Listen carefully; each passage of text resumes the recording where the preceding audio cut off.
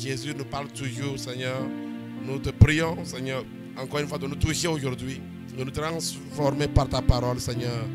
Oui, éclaire-nous par ta lumière, oh Seigneur mon Dieu. Nous confions, Seigneur, nos bien-aimés qui vont nous suivre de près comme de loin en tes mains. Que ton règne vienne dans leur vie, Seigneur, et que ta volonté soit manifestée puissamment au nom de Jésus. Père, nous t'aimons, Seigneur, ta pression. À toi la gloire et l'honneur. C'est dans le nom de Jésus que nous avons prié. Amen. Alléluia. Alors, bien-aimés dans le Seigneur, nous sommes contents de vous avoir encore avec nous aujourd'hui. Et nous sommes là vraiment pour parler d'un thème. Alors, ceux qui sont là, qui n'est pas encore abonné à notre chaîne, nous te prions vraiment de t'abonner. Abonne-toi vraiment à notre chaîne afin vraiment de pouvoir recevoir des notifications à chaque fois que nous sommes en direct. Alléluia. Partage l'émission aussi à tes bien-aimés. Partage l'émission à plusieurs afin qu'ils suivent et qu'ils soient bénis. Que la présence de Dieu envahisse ta vie tandis que tu nous suis cet après-midi. Que la présence de Dieu puisse saisir ta destinée. Que la présence de Dieu apporte de grands changements dans ta destinée. Au nom suprême de Jésus de Nazareth. Alors, bien-aimés dans le Seigneur, je suis venu parler de ceux qui sont heureux. Alléluia. Qu'est-ce qui est merveilleux d'être heureux? Alléluia. Ceux qui sont heureux. Alléluia. Ceux qui vraiment ont le bien-être. Être heureux, c'est vivre le bien-être. Être heureux, c'est vivre le bonheur. Qui sont ceux qui vivent le bonheur? Être heureux, c'est vivre vraiment dans une vie de paix, une vie paisible. Mener une vie paisible, mener une vie tranquille. Alléluia. Bien-aimés, n'oubliez pas, cette année, vraiment le thème général de l'année, c'est l'année de l'église missionnaire et conquérante. Et lorsque nous parlons de l'église missionnaire, ne te trompe pas, l'église c'est d'abord toi et moi. Alléluia. C'est d'abord l'ecclésia, c'est-à-dire des gens, la personne que Dieu a mis à part. Et c'est à cause de cela que la parole de Dieu nous révèle que c'est nous le temple du Saint-Esprit. C'est toi et moi qui sommes quoi? Le temple du Saint-Esprit. Quand on parle de l'église, ne regarde pas un bâtiment, mais regarde-toi, parce que l'église, c'est toi. Alléluia. Et quand nous parlons de l'année de l'église missionnaire conquérante, nous parlons vraiment cette année du chrétien en tant que missionnaire. C'est-à-dire quand on parle de missionnaire, ne vous trompez pas, missionnaire, c'est l'envoyé. Alléluia. Donc nous parlons de l'église en tant qu'envoyé. Et c'est pour cela que ce message, ce que nous allons voir dans Jésus te parle cette année, ne va pas forcément peut-être, ne va pas aider immédiatement les gens qui sont peut-être nouveaux dans la foi, mais c'est un message pour ceux qui vraiment veulent atteindre la dimension de fils. Si vous voulez vraiment opérer, servir Dieu comme un fils, c'est-à-dire que c'est un message pour ceux qui sont appelés à la maturité. Alléluia. Ceux qui veulent quitter l'enfantillage pour aller à la maturité, ce sont des messages qui vont beaucoup les aider. Mais ça ne sera pas un message qui va forcément faire plaisir à ceux qui veulent demeurer dans l'enfantillage de la foi. Alors je prie qu'à travers ce message, que Dieu suscite dans son royaume des fils et des gens matures. Parce que pour envoyer quelqu'un, on n'envoie pas quelqu'un, on n'envoie pas un enfant. Personne n'envoie un enfant. Ceux qui envoient un enfant, prépare-toi au trouble. C'est pour cela que lorsque des enfants s'envoient, lorsque les enfants qui sont des envoyés de Dieu, c'est compliqué. Dieu envoie toujours des gens mûrs, il envoie toujours des gens prêts, il envoie des gens. C'est pour cela que lorsque un envoyé ne réussit pas, on suppose qu'il a été rebelle. Quand on forme un commando dans les pays là, on n'envoie pas n'importe qui comme commando. Quand il y a des missions, vraiment on envoie des commandos. Quand on envoie un commando et qu'il ne réussit pas, on suppose qu'il n'a pas voulu accomplir sa mission. Cette année-là, qui sera le grand commando de Jésus-Christ. Alléluia. Et Jésus-Christ va t'utiliser puissamment au nom de Jésus de Nazareth. Alors ceux qui sont heureux, alléluia. Donc prenez toujours dans la dynamique missionnaire. Qui sont ceux envoyés par Dieu qui sont heureux? Alléluia. Qui sont ceux, quels sont les missionnaires de Dieu qui sont heureux? N'oubliez pas que la fois passée, j'ai bien expliqué que toute l'église est envoyée. Alléluia. Alors, qui sont les missionnaires qui sont heureux? Quels sont les missionnaires qui sont heureux? Alors, bien aimé dans le Seigneur, nous allons voir. Donc, quand je parle de missionnaires, donc je vais parler en général du chrétien. Quels sont les chrétiens qui vont mener une vie heureuse? Quels sont les enfants de Dieu qui vont mener une vie heureuse? Alléluia. Alors, déjà, nous allons voir Jean 13, verset 13 à 17. Il y a quelque chose que Jésus dit là-bas.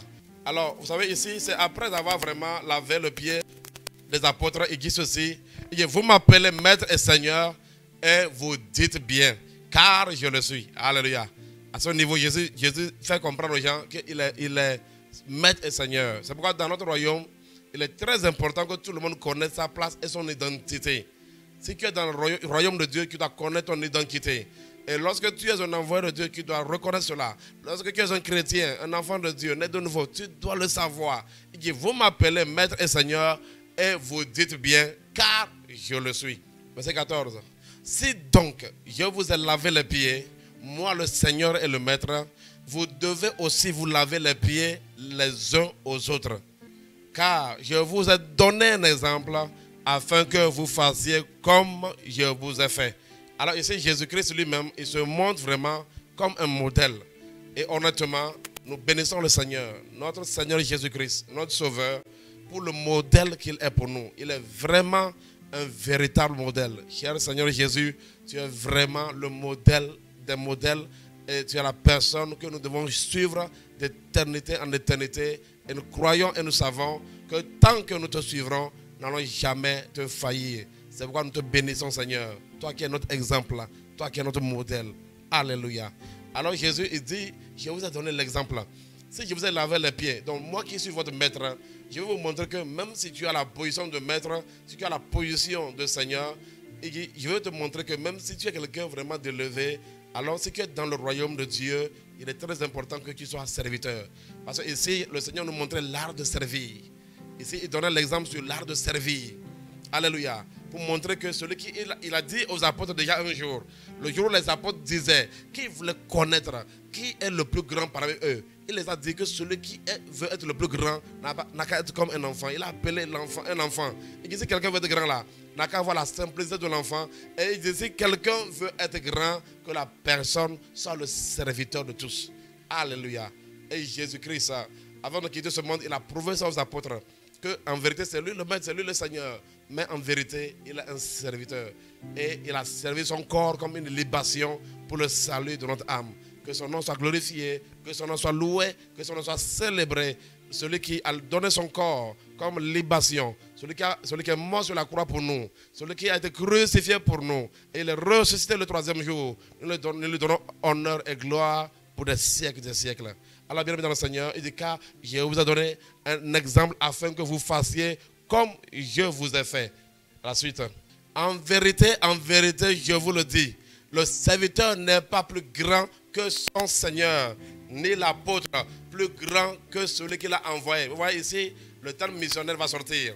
Alléluia. Quand on parle de l'apôtre, comprenez que d'une façon littérale, c'est l'envoyé. Et le missionnaire aussi, c'est l'envoyé. Alléluia. Donc, quand nous en venons au ministère, il y a des nuances. Ok? Il y a des nuances, mais sachez que ici, vraiment, je rends gloire à Dieu parce que la notion de missionnaire va sortir. La notion de l'envoyé va sortir. Alors, verset 17 maintenant. Et c'est sur le verset 17 que je veux vraiment m'établir aujourd'hui. Le verset 17, je veux m'établir. Et le verset 17 résume vraiment totalement vraiment la mission du Seigneur et son œuvre. Alléluia. Il dit, si vous savez ces choses, vous êtes heureux pourvu que vous les pratiquiez. Alléluia. Alors, bien dans le Seigneur dit, si vous savez ces choses, vous êtes heureux pourvu que vous les pratiquez. Alors, ça dit que bon, quand vous voyez un peu dans ce contexte-là, les gens peuvent manquer de quoi Jésus veut parler. Les gens peuvent manquer de quoi le Seigneur veut parler. Mais ici, sachez très bien que ce que le Seigneur veut expliquer clairement ici, c'est quoi? Il dit, si vous savez ces choses, vous êtes heureux pourvu que vous les pratiquez. Il veut dire ceci. Il dit que si vous savez ces choses et que vous les pratiquez, vous êtes heureux. Si on avait le temps, il y en a d'autres versions de la parole de Dieu. Au fait, le Seigneur ici veut nous dire que ce n'est pas ceux qui vraiment entendent la parole de Dieu. Ce n'est pas ceux qui vraiment c'est-à-dire arrivent à acquérir une connaissance là. Ce n'est pas eux qui sont heureux. Quand vous connaissez, ce n'est pas ceux qui connaissent qui sont heureux, mais c'est ceux qui pratiquent ce qu'ils ont connu vraiment qui sont heureux. Alors littéralement, j'aimerais nous dire que si nous voulons être heureux vraiment et jouir du bien-être, le Seigneur nous dit clairement que nous devons pratiquer la parole. Nous devons pratiquer le royaume. Nous devons pratiquer le bon exemple qu'il est. Vous savez que Jésus est la parole, non? Jésus lui-même, il est la parole de Dieu. Donc il attend que quoi? Il attend que nous puissions vraiment pratiquer la parole. Et lui, la parole qui est l'exemple, il attend que nous puissions suivre. Aujourd'hui, vous savez, beaucoup de chrétiens, beaucoup de chrétiens vraiment se chargent de connaissances. Beaucoup essaient de connaître Dieu, ils essaient de connaître, bon, disons, ils essaient d'avoir l'information. Ils ont l'information sur la volonté de Dieu, l'information sur les principes de Dieu. Mais le défi que nous avons avec beaucoup de chrétiens, c'est quoi? C'est le fait que les gens vraiment connaissent, mais ne pratiquent pas. C'est pourquoi Jésus dit, si vous savez ces choses, vous êtes heureux. Si vous avez l'information, vous êtes heureux. Même le mot connaissance que j'utilise ici, je mets ça de côté. Parce qu'en vérité, quand quelqu'un connaît, il va pratiquer. La connaissance amène la pratique. Mais le savoir, c'est-à-dire avoir l'information.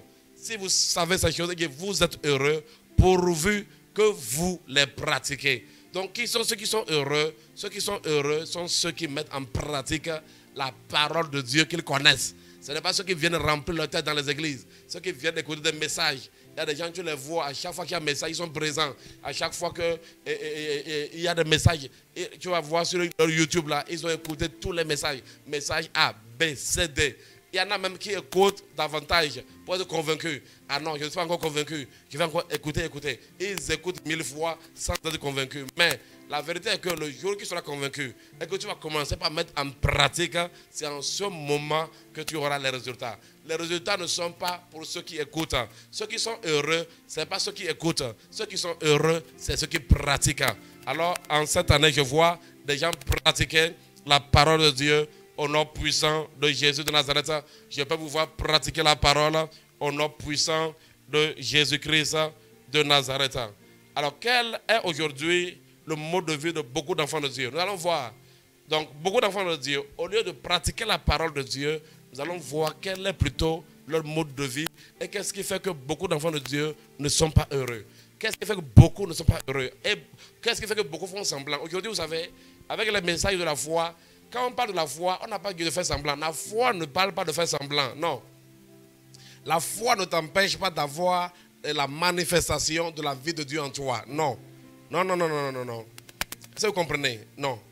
La foi n'empêche pas cela. Mais au contraire, qu'est-ce qui se passe aujourd'hui? Ce qui se passe aujourd'hui, c'est que beaucoup de chrétiens sont obligés de faire semblant comme s'ils sont heureux. Ils font semblant comme s'ils sont en joie. Ils font semblant comme s'ils ont la paix. Ce n'est pas ce que la Bible déclare. Parce que Jésus dit que si vous savez ces choses et que vous les pratiquez, vous êtes heureux si vous les pratiquez.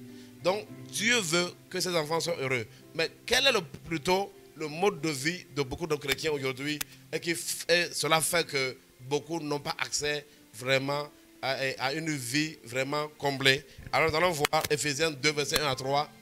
Parce que beaucoup d'enfants de Dieu vivent aussi comme ceux du monde. Il dit quoi? Vous étiez morts par vos offenses et par vos péchés. Donc quand quelqu'un marche dans la dimension des offenses et des péchés, il dit vous étiez morts. Allons-y. Dans lequel vous marchiez autrefois, selon le train de ce monde, selon le prince de la puissance de l'air. Vous savez, il y a un train, le train de ce monde. C'est-à-dire que le monde là aussi vraiment a sa manière d'être. Il dit que vous marchiez autrefois selon le train de ce monde, selon la manière de vivre des mondains, selon la manière de vivre de ceux qui ne connaissent pas Dieu, ceux qui ne connaissent pas la parole de Dieu. Et c'est comme ça que vous viviez autrefois. Est-ce que vous comprenez? Et comment? Selon le prince de la puissance de l'air, le diable. L'air que nous respirons là même, là on dit le diable est le prince de la puissance de l'air. C'est pourquoi on l'appelle encore le prince de ce monde. Ça veut dire que c'est lui qui influence ce monde. Alors qu'est-ce que la Bible dit là-bas? Il dit de l'esprit qui agit maintenant dans les fils de la rébellion. Il y a des fils qu'on appelle les fils de la rébellion. Ouais, l'esprit qui agit dans les enfants de la rébellion, les enfants, ceux qui ne connaissent pas Dieu. Est-ce que vous comprenez? Donc, pourquoi on les appelle les enfants de la rébellion? Verset 3. Nous tous aussi, nous étions de leur nombre et nous vivons autrefois selon les convoitises de la chair. Donc, la personne qui vit selon les convoitises de la chair. Il y a aussi aujourd'hui beaucoup de chrétiens qui continuent de vivre la convoitise. Ils vivent selon la chair. Malgré qu'ils sont enfants de Dieu.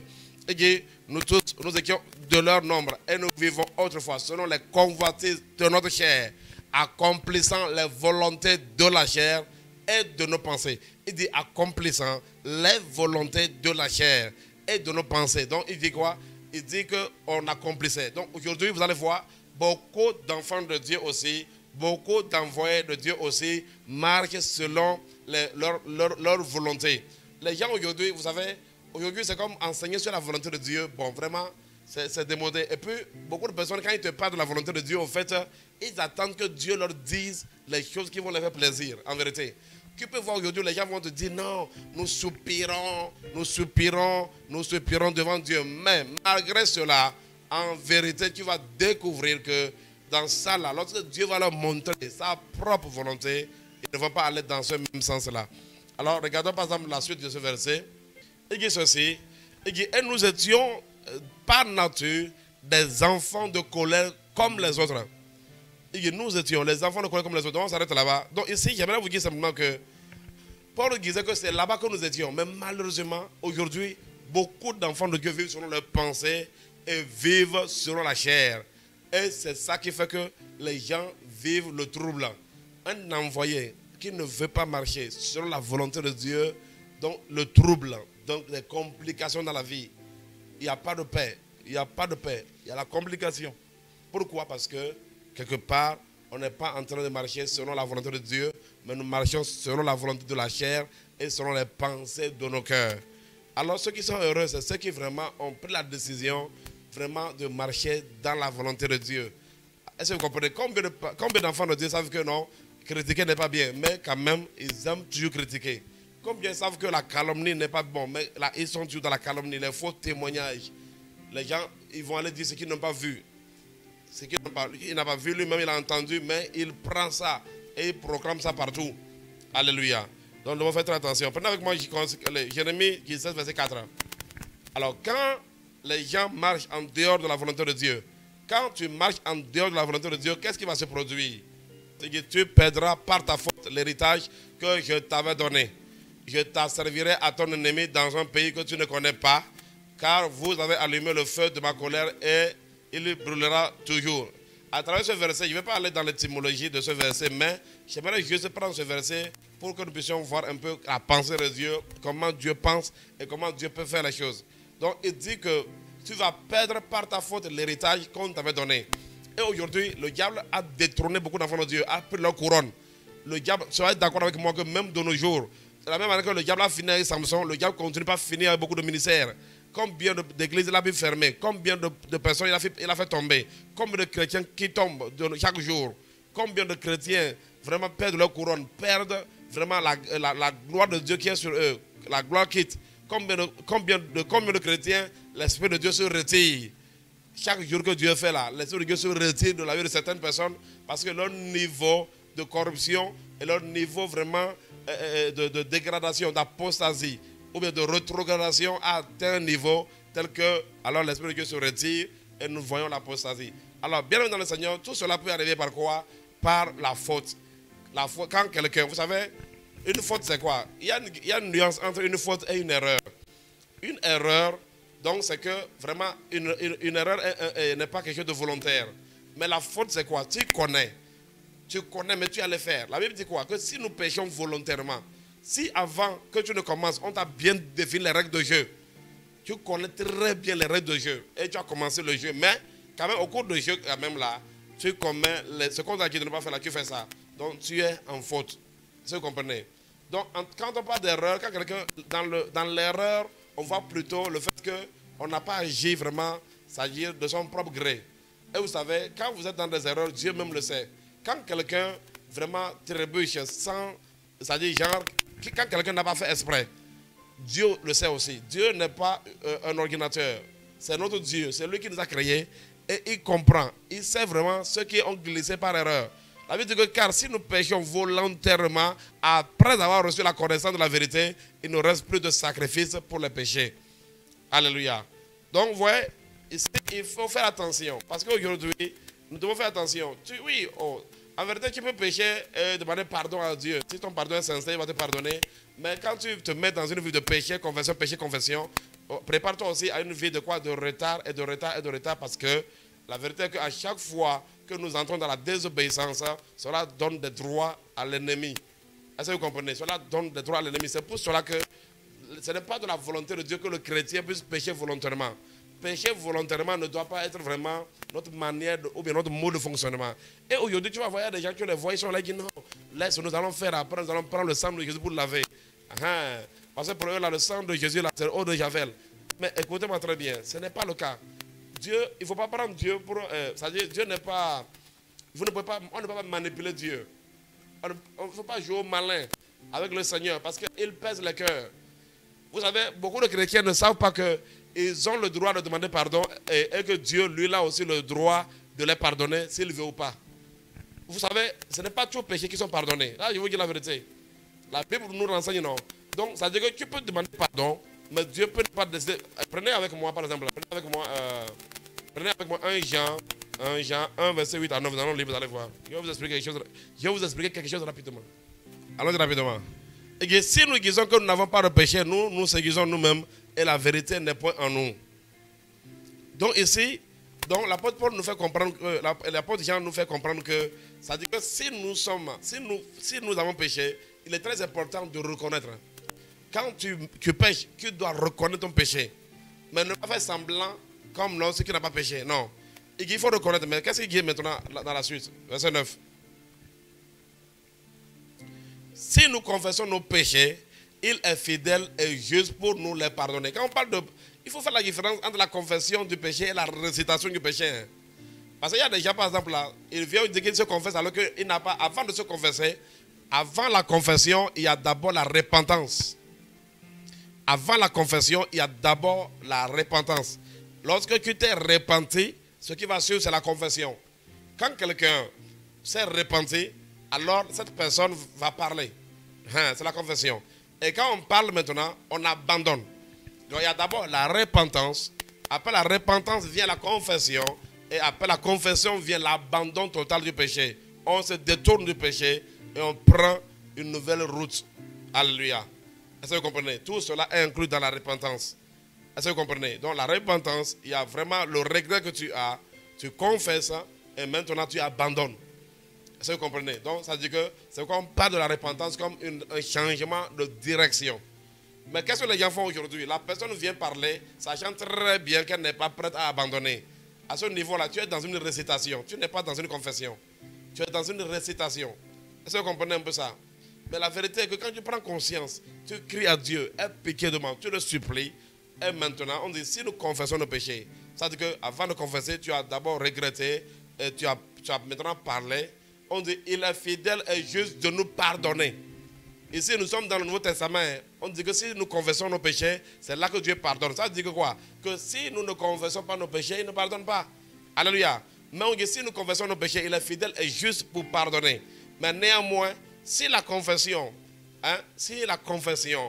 ne suit pas le protocole de Dieu, tu peux dire que tu as demandé pardon à Dieu, mais Dieu ne va pas te pardonner parce que ton pardon n'est pas sincère. Si quelqu'un demande pardon et que son pardon n'est pas sincère, cette personne ne pourra pas être pardonnée. Donc, de la même manière que nous, on nous demande de venir demander pardon au Seigneur ou bien à nos proches, vous devez savoir aussi que Dieu aussi peut te pardonner ou ne pas te pardonner selon la motivation de ton cœur. Si tu viens demander pardon avec une bonne motivation, il va te pardonner. Mais si tu viens demander pardon avec une mauvaise motivation, il ne va pas te pardonner. Que nous ne puissions pas nous tromper. Alléluia. Que nous ne puissions pas nous tromper. Est-ce que vous avez compris? Bienvenue dans le Seigneur. Donc, il faut que ta repentance soit une repentance sincère.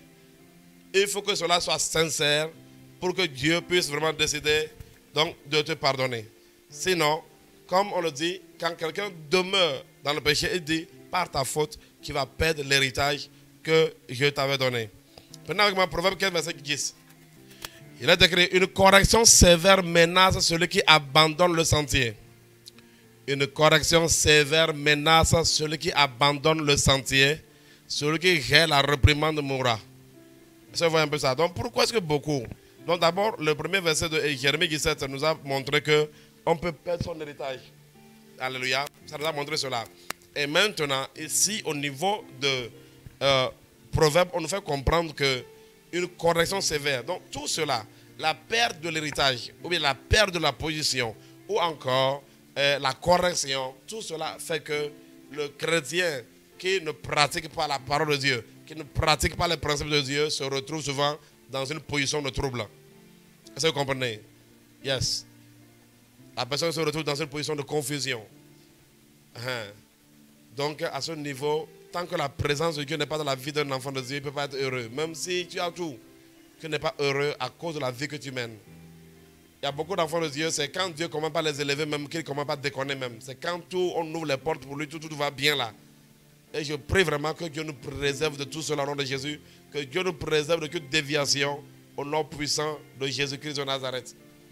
Il y en a pire, il y en a même là. Leur condition n'est même pas encore ça, mais il ne faut pas les voir en train de mener une vie vraiment de dépravation qui va les pousser encore à une vie de lamentation. Est-ce que vous comprenez? Nous sommes des hommes de Dieu. Vous allez voir aujourd'hui dans les églises, là, les hommes de Dieu sont obligés vraiment de supporter plein de choses. Des gens qui, après avoir écouté la parole de Dieu, ne veulent pas écouter, mais ils vont t'amener tout un tas de problèmes sur ta tête. Je vous assure, si quelqu'un est vraiment pasteur, il parle vraiment de pasteur, dirigeant une communauté sincèrement, vous allez voir. Avec tout ce que vous enseignez, les gens vont aller ramasser des choses et ils vont venir jeter ça sur vous. Et vous allez encore porter des fardeaux. Mais ça, c'est quelle vie ça?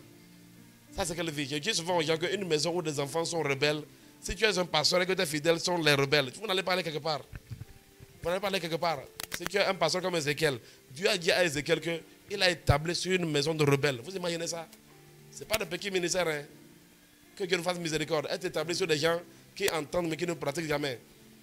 Mais si les gens écoutent et pratiquent la parole de Dieu, alors vous allez voir. Jésus dit que si vous écoutez et que vous pratiquez, vous serez heureux. Vous serez heureux. Alléluia.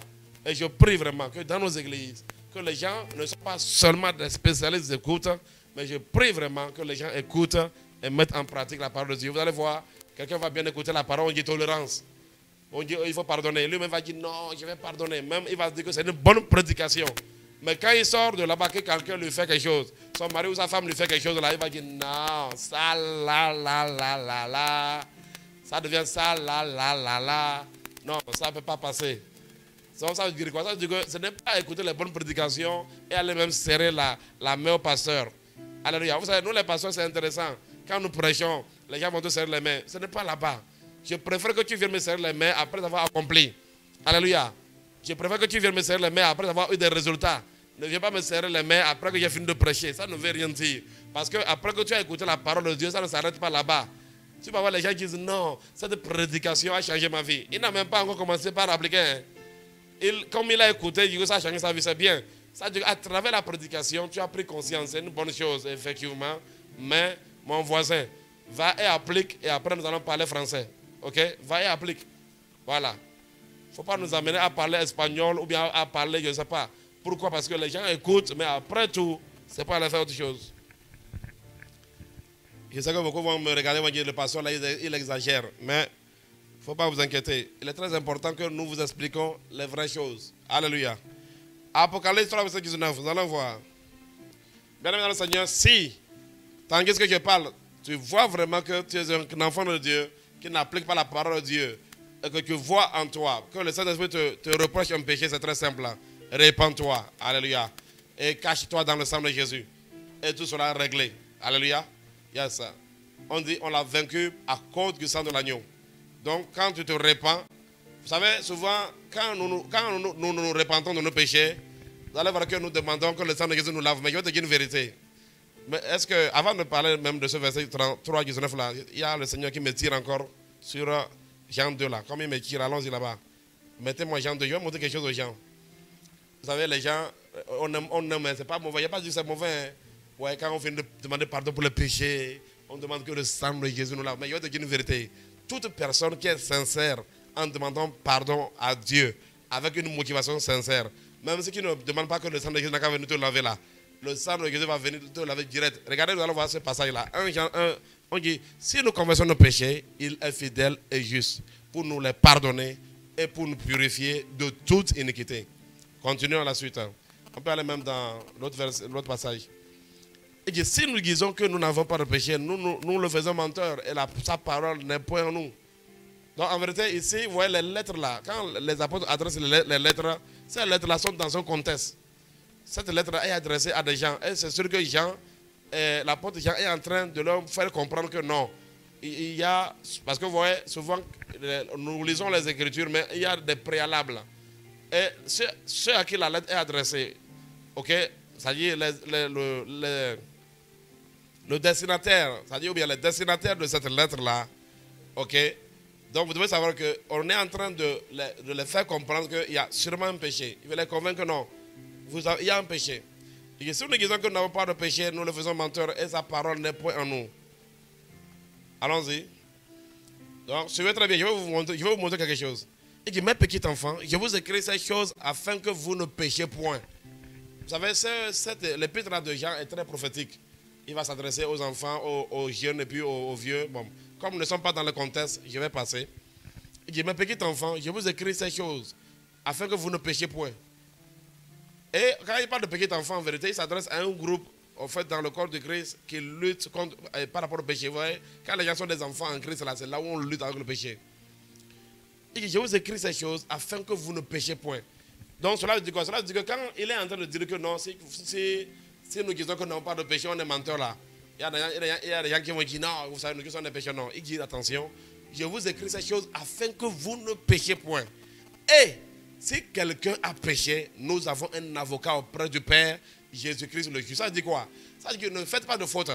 Mais si quelqu'un commet l'erreur, alors Jésus va réparer. Ça dit que, il dit, je vous écris afin que vous ne péchiez point. Mais s'il arrivait, nous sommes des humains, la parole de Dieu déclare que le péché nous enveloppe facilement. Vous savez, il arrive des fois où moi-même souvent je parle à quelqu'un et après je me retrouve que non, que ce que j'ai dit là n'est pas exactement la vérité. Il suffit de me repentir. Même ce matin-là, j'ai donné une réponse à quelqu'un et je me suis rendu compte qu'en vérité cette réponse-là n'est pas vraiment vraie. Vous comprenez? L'Esprit a attiré mon attention que non, la réponse là n'est pas correcte. Donc ce matin même là, j'étais obligé de dire, Seigneur, pardonne-moi parce que j'ai menti. Vous comprenez? Parce que parfois, à force de ne pas vouloir dire aux gens, parce que vous savez souvent, il y a des choses que tu ne veux pas exactement dire aux gens, il y a des choses que vous ne voulez pas révéler. Donc parfois, vous êtes obligé de parler codé.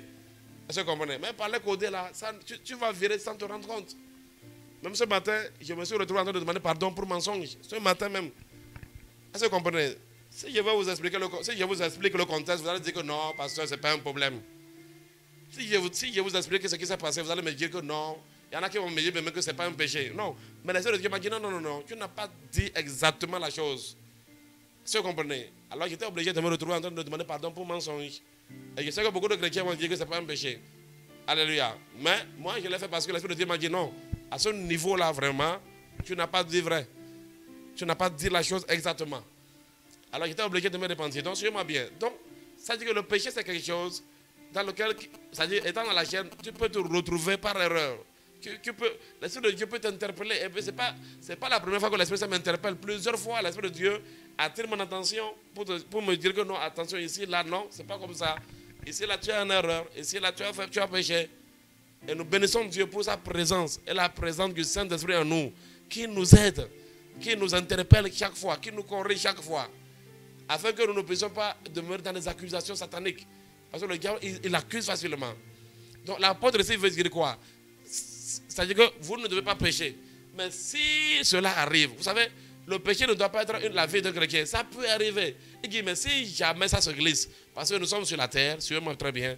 Il dit, mais petit avant, je vous écris ces choses afin que vous ne péchiez point. Et si quelqu'un a péché, nous avons un avocat auprès du Père, Jésus-Christ le juste. Il est lui-même une victime expiatoire pour nos péchés, non seulement pour la nôtre, mais aussi pour ceux du monde entier. Alléluia. Donc il nous montre un peu. Bon, je pense que le verset que je cherche là, est-ce que ce n'est pas peut-être un passage plus gros? C'est là où il dit que si nous... Je pense que ça doit être peut-être à partir du verset 6. Même moi le verset de 1 Jean, à partir du verset 6 là, là-bas il dit, et son sang nous purifie de tout péché. Parce qu'en vérité, je veux expliquer en vérité que quand quelqu'un se répand sincèrement, même s'il n'a pas dit que le sang de Jésus me purifie, à partir du moment où ta repentance est sincère, immédiatement le sang de Jésus rentre en jeu. Alléluia. C'est-à-dire Dieu accomplit son œuvre. C'est-à-dire le sang accomplit son œuvre. Voilà. Maintenant, 1 Jean 1, verset 7. 1 Jean 1, 7. Donc plutôt c'est le verset 7, vous voyez un peu.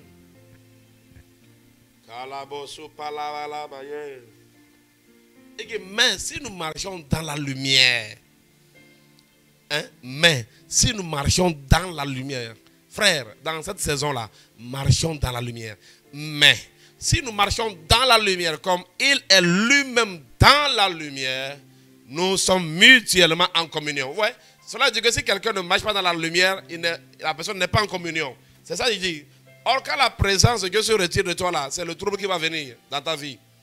Mais si nous marchons dans la lumière comme il est lui-même dans la lumière, nous sommes mutuellement en communion et le sang de Jésus, son Fils, nous purifie de tout péché. Mais il faut remarquer qu'on n'a pas dit que son sang nous purifie lorsque nous demandons.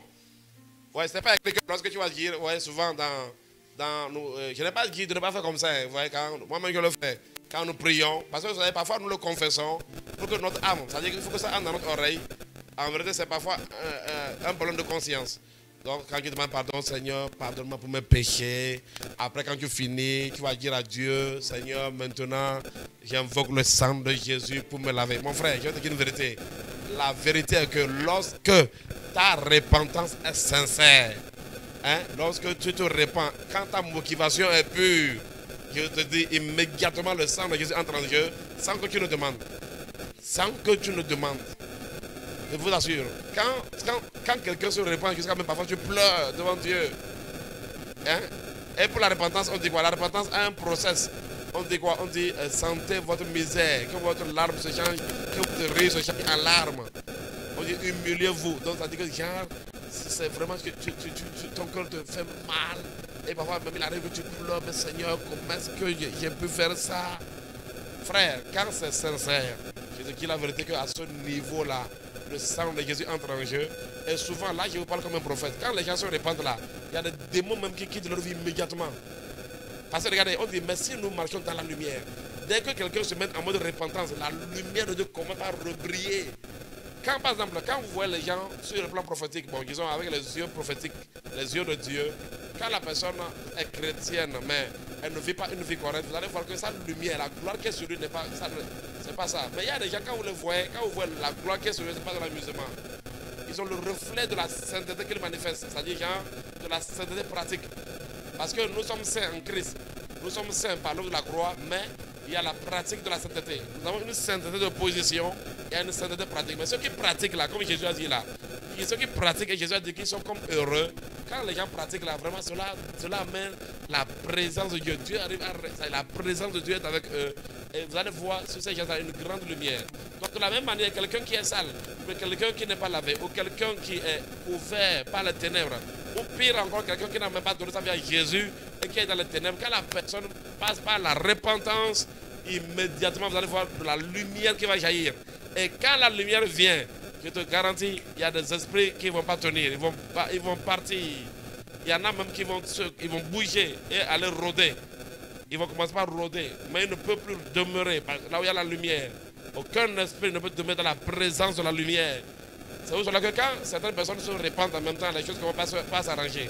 Il y a des gens, par exemple, qui peuvent sentir des blocages dans ton foyer, des blocages dans le travail, tout est semble bloqué. Mais dès que tu te répands, tu commences par te repentir, par quitter le péché, la fornication, l'adultère, le vol, une vie vraiment de méchanceté, etc. Tout ce qui peut te faire perdre ton héritage, quand tu quittes cela, tu vas voir que tu ne vas même pas commencer à chasser les démons. Ouais, ce qui est bizarre chez les chrétiens aujourd'hui, c'est quoi? Tu vas voir que les chrétiens aujourd'hui sont des spécialistes, c'est-à-dire ils sont des spécialistes pour chasser les démons. Mais le gars veut chasser le démon, mais il ne veut pas arrêter sa mauvaise vie. Ça, c'est ça qui est terrible pour cette génération. Tu les vois tout le temps combat spirituel. Tu les vois tout le temps en train de cendre les pagnes. Tu les vois tout le temps, même il y en a même qui forment des points comme si c'est un combat physique. Mais frère, ce n'est pas ça. C'est pas ça. Il y a des gens, ils aiment chasser les démons. Mais de la même manière qu'ils aiment chasser les démons, ils aiment pécher. Donc, or, les démons, c'est les ténèbres. Les démons se nourrissent des ténèbres. Toi, tu dis que tu les chasses, mais en même temps, tu es dans les ténèbres, tu perds ton temps. Tu ne peux pas, les ténèbres ne peuvent pas se combattre. On combat les ténèbres par la lumière. Il faut laisser la lumière venir. Et je vous dis, la grande délivrance, c'est-à-dire que quand la délivrance commence par la repentance, c'est pourquoi la plupart des endroits où on fait délivrance, là, on va te parler de la cure d'âme. Et le rôle de la cure d'âme, ce n'est pas seulement de t'amener à faire des récitations. Oh oui, j'ai fait ça mon oncle, j'ai fait ça ma tante. Ce n'est pas ça le rôle de la cure d'âme. Le rôle de la cure d'âme même, c'est quoi? La cure d'âme a pour rôle d'amener la personne à une vie de repentance, à regretter son péché et à abandonner. Mais aujourd'hui, ce n'est pas ça la cure d'âme. Vous arrivez dans des camps de prière, on vous donne un formulaire et vous remplissez comme si vous voulez remplir votre fiche d'examen, c'est tout. Voilà, j'ai menti, oui, j'ai fait ceci, oui. Non, en vérité, la cure d'âme, même son travail, c'est de permettre à la personne d'identifier vraiment les ténèbres de sa vie et de la mener maintenant à regretter et à abandonner. C'est ça le rôle de la cure d'âme. Et quand cette personne, sa cure d'âme, sa repentance est sincère, frère, je vous dis la vérité, les démons commencent par quitter. Ils vont quitter. Quand tu te repens, tu pleures là, les démons quittent, les fardeaux, les charges. Yes, parce qu'il y a des anges qu'on appelle les anges de la miséricorde. Dieu va les déployer. Il va les déployer. Et les anges de la miséricorde, c'est les anges qui combattent aussi. Est-ce que vous comprenez? Et directement, tu vas voir que donc les portes vont commencer à s'ouvrir. Les portes qui étaient fermées vont commencer à s'ouvrir. Pourquoi? Parce que maintenant, tu as décidé de marcher pour le Seigneur, de marcher dans la lumière. Et quand quelqu'un est dans la lumière, il n'y a plus de place pour les ténèbres. Mais ce qui veut là, faire 20 ans de combat spirituel, chaque fois au nom de Jésus, chaque fois au nom de Jésus, mais chaque fois, le nombre de fois que tu appelles le nom de Jésus, le nombre de fois aussi que tu appelles la vie de péché, la vie, c'est-à-dire où tu ne veux pas marcher dans les principes de Dieu dans ta vie, les démons aussi sont là, il n'y a pas de souci. Tu veux appeler le nom de Jésus, tu peux faire ce que tu veux, ils sont là tranquillos. Ils sont là aussi pour tourmenter, ils sont là aussi pour retirer la paix de la vie des gens. Mais je prie pour toi qui me suis, à cause du sang que Jésus a versé sur la croix, et parce que tu crois en lui, pour obéir à Jésus, être un chrétien obéissant, je peux voir la main de Dieu se manifester dans ta vie. Je peux voir que tu mènes une vie vraiment heureuse au nom suprême de Jésus-Christ de Nazareth. Apocalypse 3, verset 19.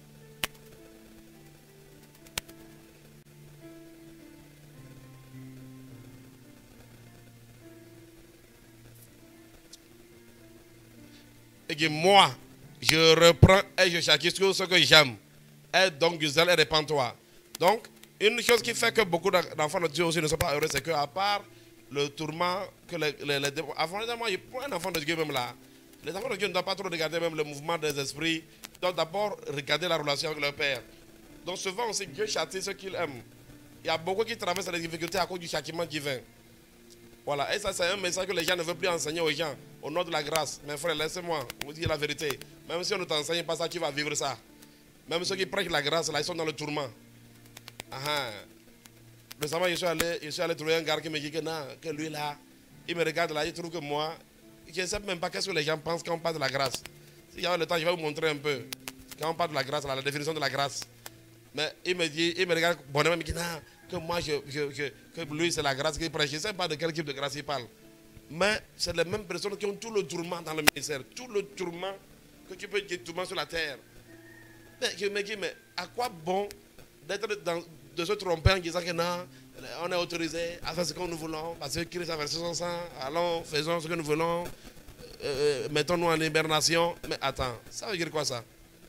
C'est pas vrai. C'est pas vrai.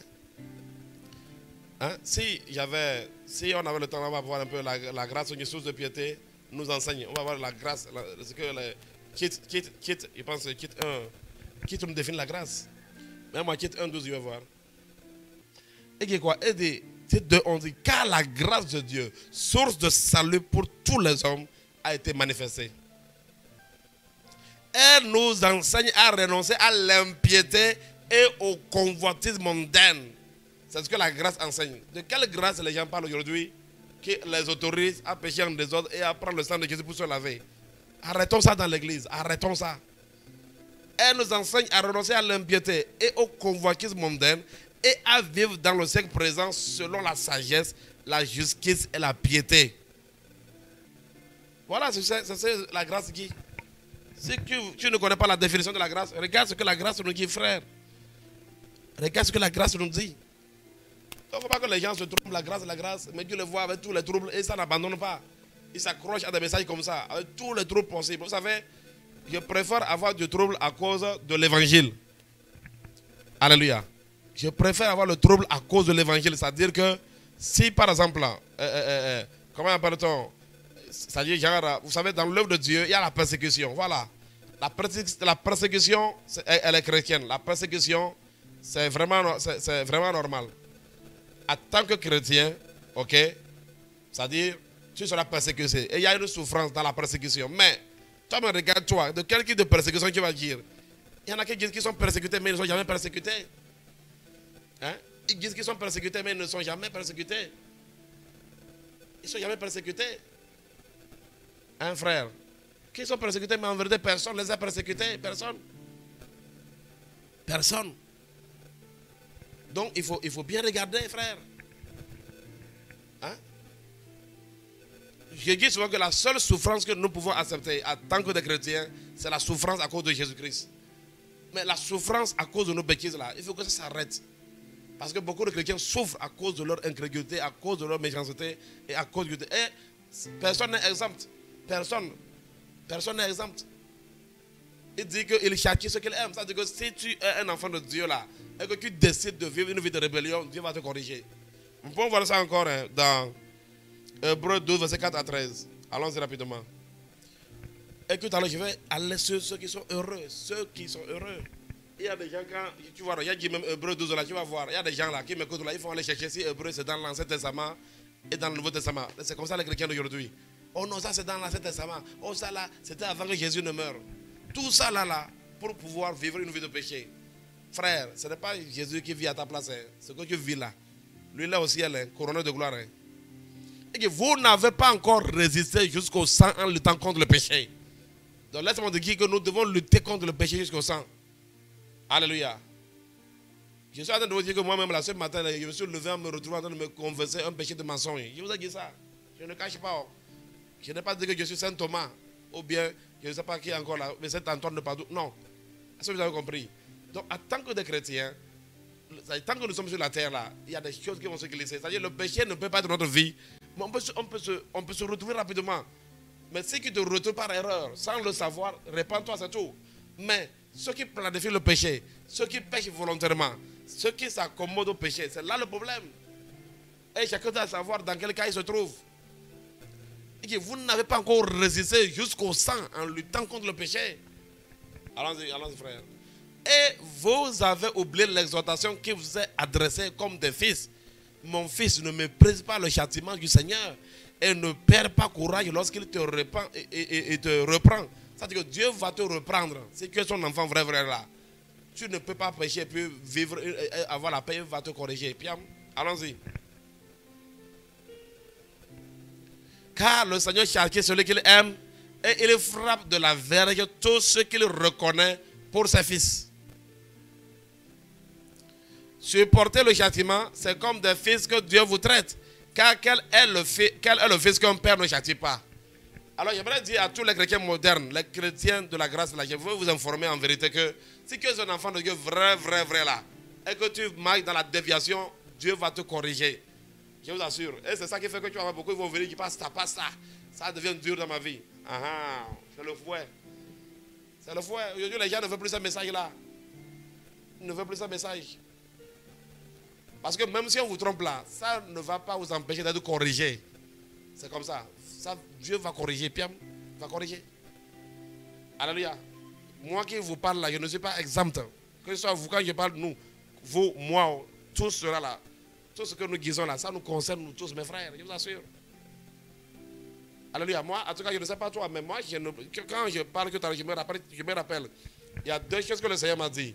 Le Seigneur m'a dit que si je décide de vivre une vie de péché, et il m'avait dit que, c'est-à-dire, dans le début de mon ministère, où j'ai commencé pas vraiment, c'est-à-dire savoir que, vraiment, Dieu m'a appelé, tant, et il m'a accordé la grâce d'entendre sa voix. Le Seigneur m'a dit que si je pêche là, à chaque fois que je pêche, que je vais décider de pêcher comme je veux là, et il va m'amener dans le désert comme Moïse. Et deux, il m'a dit qu'à chaque fois que je pêche là, donc les choses qu'il doit faire dans ma vie vont reculer, vont prendre un retard.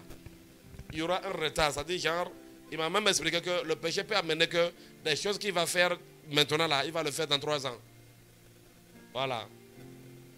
Je ne sais pas toi quel est le Dieu que je suis, mais moi le Dieu que je suis là, il m'a dit ça. Seigneur Jésus-Christ là, il m'a dit ça. Si je décide de pécher, parce qu'il veut que je le serve, il veut que je puisse le servir. Si je décide de vivre une vie de péché, désert. Et désert là, mon frère, c'est-à-dire que ce n'est pas petit dossier. Souvent, je dis aux gens que je ne veux pas être le prochain Jonas. Est-ce que vous comprenez? Donc, il m'a dit, tu décides, moi je t'appelle, serre-moi. Mais ce qui dit que c'est Parce qu'il m'a dit que ceux qui veulent vivre comme les autres jeunes hommes, il m'a dit, ceux qui veulent vivre comme les autres jeunes hommes là, je vais t'envoyer dans le désert comme Moïse. Et la deuxième des choses, il m'a dit que chaque fois que je pêche là, que je vais retarder l'accomplissement des promesses de Dieu dans ma vie. Deux choses que le Seigneur m'a dit en clair, que je peux partager avec toi, si ça peut t'aider. Alléluia. Donc ici là, ce n'est même pas ce verset biblique là. Alléluia. Donc je te parle de ce que le Seigneur m'a dit directement. Et je te parle devant le Seigneur. Alléluia.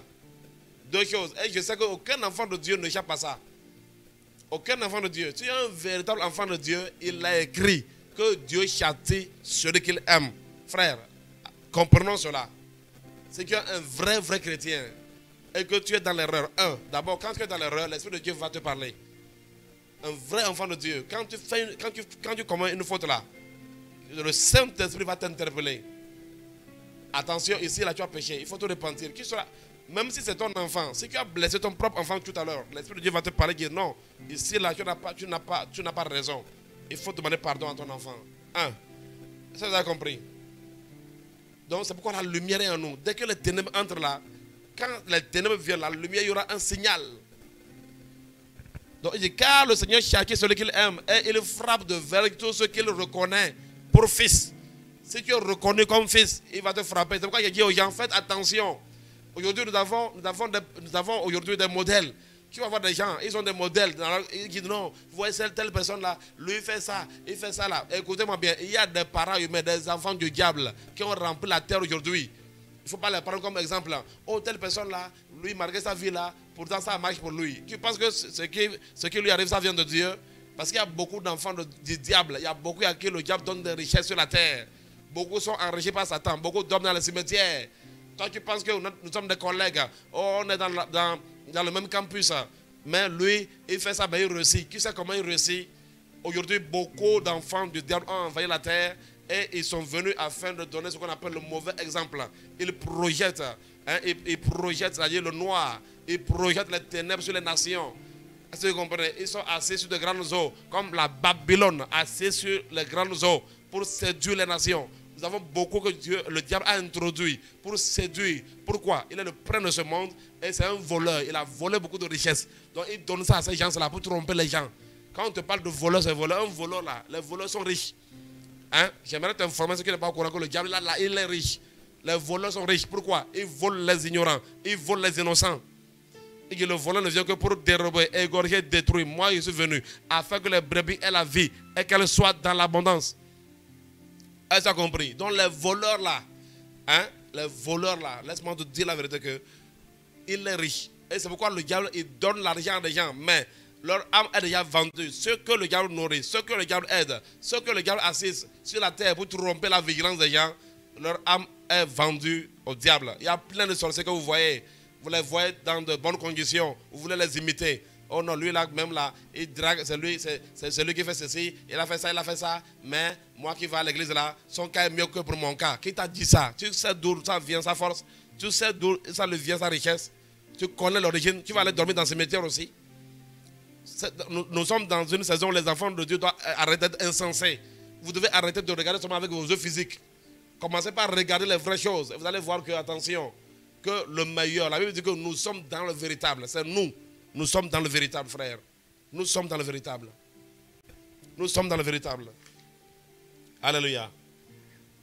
Mettez-moi le verset dans le voile. Si tu es de Dieu là, il va te corriger. Mais frère, une personne qui vit une vie de désordre et puis tout sourit pour lui encore, en tout cas, on va douter pour toi. Si tu n'es pas persécuté pour l'évangile, il y en a aussi là, et tu vas le voir qui non, ce que je vis là, c'est parce que je suis persécuté pour l'évangile. Et toi-même, tu sais que tu ne fais rien pour Dieu. Qu'est-ce que tu fais pour Dieu pour être persécuté? Parfois, il y a des gens aussi là, au lieu de reconnaître que c'est leur vie de rébellion, leur méchanceté qui fait qu'ils traversent leur désert, et le diable va leur dire non, vous savez, c'est vraiment à cause de l'évangile. Et toi-même, tu sais que quand on prend l'évangile et toi là, c'est-à-dire, il y a pas, c'est-à-dire, vous êtes opposés. Mais tu dis que c'est pour l'évangile que tu es persécuté. Qui va te persécuter, toi? Qui va te persécuter? Il faut regarder tes œuvres. Il faut regarder tes œuvres. Il dit, car le Seigneur châtie celui qu'il aime et il frappe de verre tout ce qu'il reconnaît comme fils. Allons-y. Allons-y rapidement, je vais clôturer.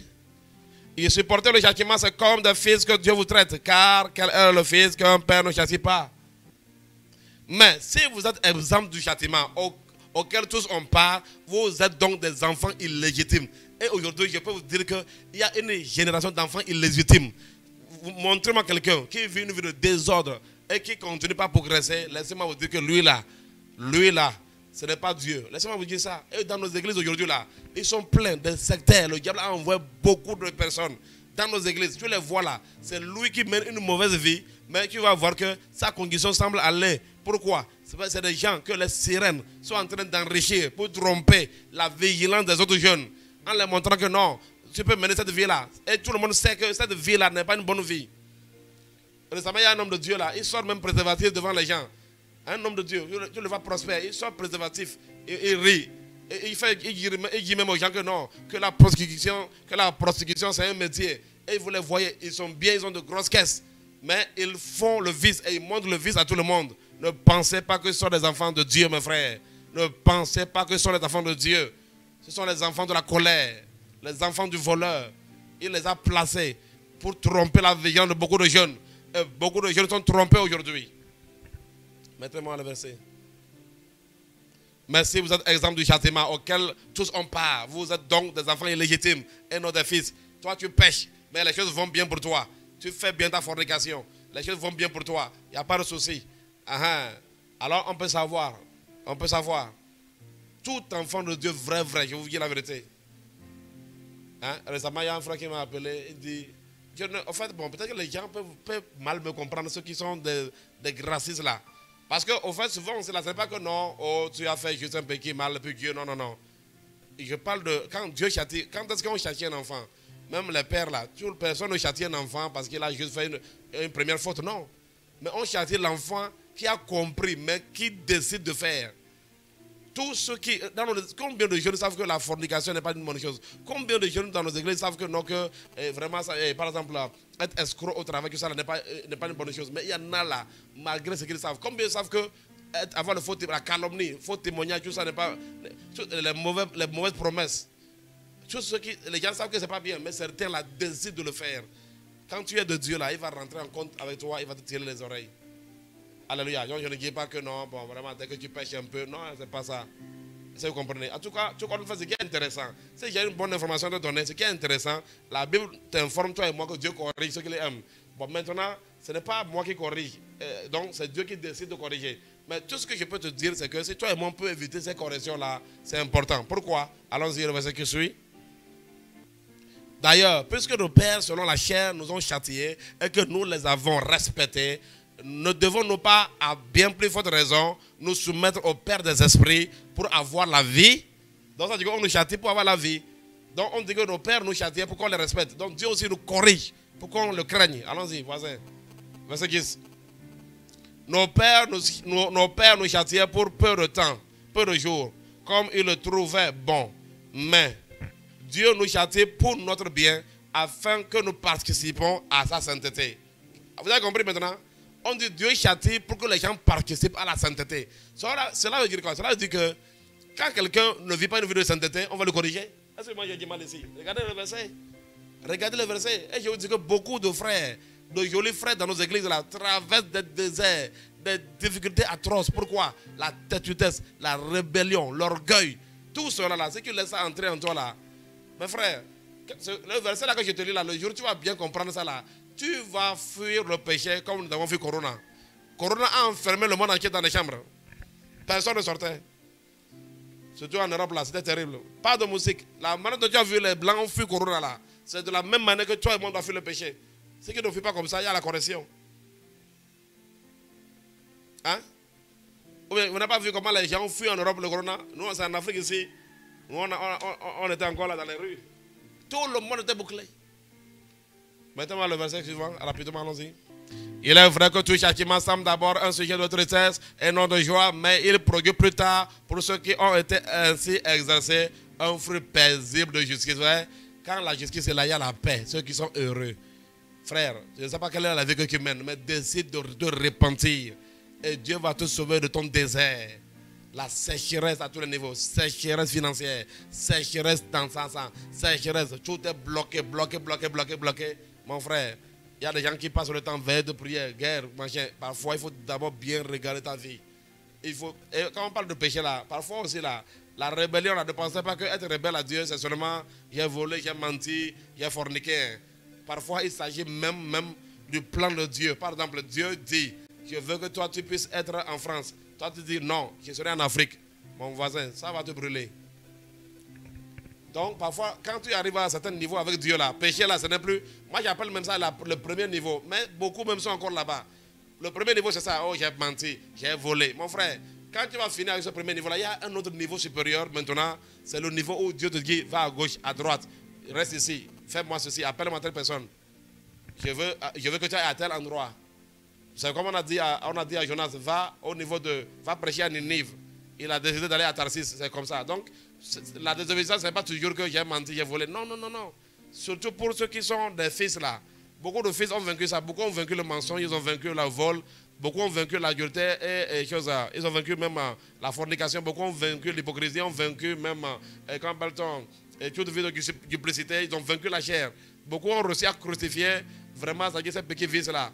Ce que nous appelons les 10 commandements, beaucoup vont. Vraiment, c'est plus ça leur problème. Mais maintenant, certains, là, leur problème, c'est qu'ils n'arrivent pas à accepter quand Dieu leur dit maintenant, bon, écoute, je t'envoie à Martinique. Alléluia. Il y a quelqu'un qui entend le son de ma voix. Dieu t'envoie à Martinique. Hein. Qui doit aller à Martinique? La personne entend. Qui doit aller à Martinique? Je t'envoie en mission à Martinique. Martinique. Alléluia. Donc, si Dieu te dit, va à Martinique, tu vas regarder qui dit, ah non, c'est un peu bizarre, c'est des gens compliqués, et tu n'es pas parti. Donc, il faut savoir qu'à cause de ça, là, Dieu va rentrer en compte avec toi pour aussi quand même te secouer un peu la bretelle. Est-ce que vous comprenez un peu ça? Donc, voilà un peu ça. Maintenant, ceux qui sont heureux, je finis comme ça. Jean 13, verset 17. Toi et moi, nous serons heureux. Nous serons vraiment heureux si nous décidons d'être des chrétiens qui pratiquent la parole. Si vous savez ces choses, vous êtes heureux pourvu que vous les pratiquez. Si vous les pratiquez, vous êtes heureux. Mettez-moi Jacques 1, verset 22 à 25. Ça fait partie d'un des versets que j'aime beaucoup dans la Bible et qui revient beaucoup dans nos émissions. Jacques 1, verset 22 à 25. Vous allez voir, alléluia. Et je clôture avec ça. Jacques 1, verset 22 à 25. Il dit, mettez en pratique la parole et ne vous bornez pas à l'écouter. Vous voyez, non, que ce n'est pas ceux qui écoutent là. Les gens ont trop écouté. Regardez les chrétiens. Depuis 20 ans, tu écoutes. Qu'est-ce qu'ils en fait? Mettez en pratique la parole et ne vous bornez pas à l'écouter. En vous trompant vous-même par de faux raisonnements. Allons-y. Car si quelqu'un écoute la parole et ne la met pas en pratique, il est semblable à un homme qui regarde dans un miroir son visage naturel. Et qui après s'être regardé s'en va et oublie aussitôt quel il était. Ah, le verset 25. Mais celui qui aura plongé les regards dans la loi parfaite, la loi de la liberté, et qui aura persévéré, n'étant pas un auditeur oublieux, mais se mettant à l'œuvre, celui-là sera heureux, celui-là sera heureux dans son activité. Celui-là sera heureux, celui qui va écouter, il va persévérer. Parce que pour obéir, pour appliquer la parole, frère, ce n'est pas facile. Toi-même, tu viens de l'église comme ça, on te dit non, il faut pardonner. Tu arrives et tu as porté ton joli costume au niveau de la maison. Tu arrives là, avant de rentrer là, voilà le voisin qui jette vraiment de la mangue pourrie. Et ça tombe sur ta veste blanche. Bam! Ah! Le pasteur vient de dire, il faut pardonner. Ça a commencé. Ça, c'est vraiment l'un des béabas. Il y a beaucoup d'exemples où tu te dis, mais guidon. Parfois, tu regardes le ciel et tu pointes le doigt, le ciel, dit, Seigneur, ce n'est pas toi. Ce n'est pas à cause de toi. Alléluia. Parce qu'on dit, celui qui aura persévéré, parce que mettre en pratique la parole, ce n'est jamais facile. On n'a jamais dit que c'est facile. Non, ce n'est pas facile. Mais il faut s'exercer. C'est pourquoi on parle de quoi? S'exercer à la piété. S'exercer à la piété. Alléluia. Que Dieu vous bénisse abondamment. Quand Jésus-Christ a envoyé les apôtres, il les a donné des instructions. Il a envoyé les gens et qui ne rentrent pas chez les Samaritains. Ne saluez personne en chemin. Faites ci, faites ça. Ne prenez pas d'argent. Ils ont obéi. Quand ils sont allés, ils ont eu de grands résultats. Et dans Jean, il leur a dit, il dit, mais quand je vous ai envoyé là, est-ce que vous avez manqué de quelque chose? Ils ont dit, Seigneur, nous n'avons manqué de rien. Pourquoi ils n'ont pas manquer de quoi que ce soit. Parce que quand ils sont partis, ils ont obéi à tout ce qu'on leur a dit. Et c'était pas facile. Hein. C'était pas ne mentez pas. Hein. C'était pas ne volez pas. Mais c'était n'entrez pas chez les Samaritains. Ne prenez ni argent ni or. Ne prenez pas sur vous de l'argent. Une fois en chemin, ne saluez personne. C'est pas amusant, hein. Mais quand ils sont partis, ils ont obéi et ils ont eu de grands résultats. Non seulement ils ont eu des résultats, on dit que Satan était tombé du ciel comme l'éclair. Quand les gens marchent dans la lumière, les ténèbres sont brisées, les ténèbres sont ruinées. Je te vois marcher dans une vie de lumière et je vois les ténèbres autour de toi brisées. Que les ténèbres autour de toi et moi soient consumées par le feu du Saint-Esprit. Dans le nom puissant de Jésus de Nazareth, je te vois briller comme la lumière parce qu'il est écrit dans la parole que nous sommes la lumière du monde. Alléluia. Nous sommes la lumière du monde.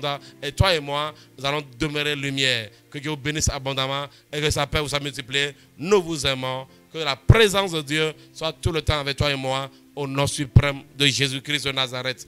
Alléluia. N'oubliez pas le 22 mars à partir de 23h GMT, nous avons notre émission Feu partout. Alléluia. Ça sera un temps d'intercession prophétique pour les nations. Ça sera un temps de gloire, un temps de la manifestation de la présence de Dieu dans une nouvelle dimension. Demeurez bénis, nous vous aimons, alléluia. Oui, c'est feu partout, alléluia. Nous vous aimons, soyez bénis. Shalom, shalom.